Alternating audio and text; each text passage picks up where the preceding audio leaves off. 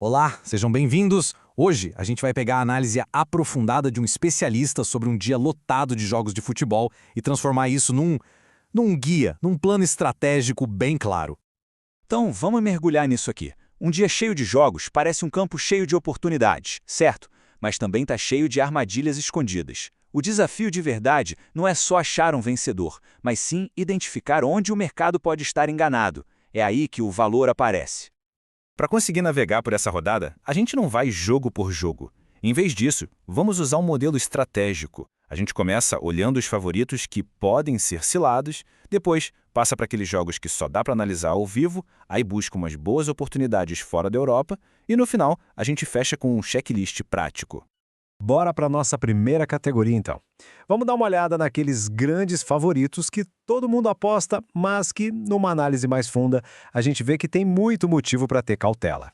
Olha, essa tabela aqui resume perfeitamente o problema. Na primeira coluna, só nome de peso. Mas é só olhar para o lado, para a confiança e para o risco principal que a história muda. Cada um desses favoritos vem com um baita sinal de alerta, e é isso que a gente vai explorar agora. Essa pergunta é matadora e resume bem a história do Athletic Bilbao. Pensa só, o time perdeu os 2 primeiros jogos, vai enfrentar uma equipe que venceu os 2, e mesmo assim a odd é de 1,33. Fica a pergunta no ar, será que essa conta fecha? O caso do Chelsea, então, é o exemplo clássico dos riscos que ficam escondidos. A odd baixinha ignora uma crise de lesões bem séria, principalmente a ausência do principal jogador de criação. Sem ele, cadê a criatividade do time? E para piorar, do outro lado, tem um Ajax que não tem nada a perder, que precisa ir para cima. E o Liverpool?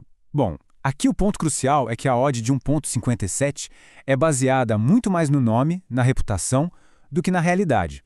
O momento do time é péssimo e eles vêm de uma sequência de 4 derrotas. Isso mostra um padrão de dificuldade que não pode ser ignorado. Agora a gente entra numa categoria diferente.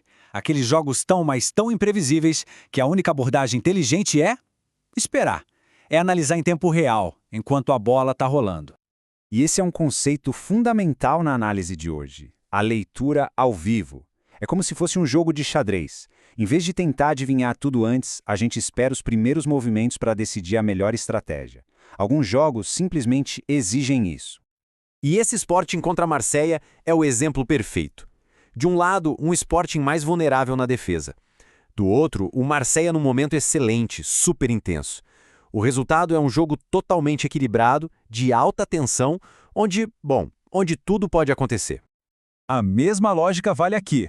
O Mônaco mostrou que consegue segurar um time de ponta da Inglaterra como fez contra o City. Isso já torna o confronto contra o Tottenham bem difícil de prever antes do apito inicial. Ok, mudando de continente agora, vamos para a América do Sul, onde a análise não é só sobre a fase dos times, mas sobre situações bem específicas da competição que mudam tudo. Agora, se liga nesse número, 73%. Sozinho ele não diz muita coisa, né? Mas quando a gente coloca ele no contexto certo, ele revela um padrão que o mercado parece estar ignorando. Essa é a taxa de vitórias do Bahia, jogando em casa com um odds perto de 1,83. E aí que tá o pulo do gato. O mercado espera uma vitória em 55% das vezes com essa odd, mas o Bahia vence 73%. Isso mostra que o mercado de forma consistente subestima a força do Bahia em casa. E quando o adversário é um visitante fraco como o Internacional, aí temos uma jogada baseada totalmente no contexto.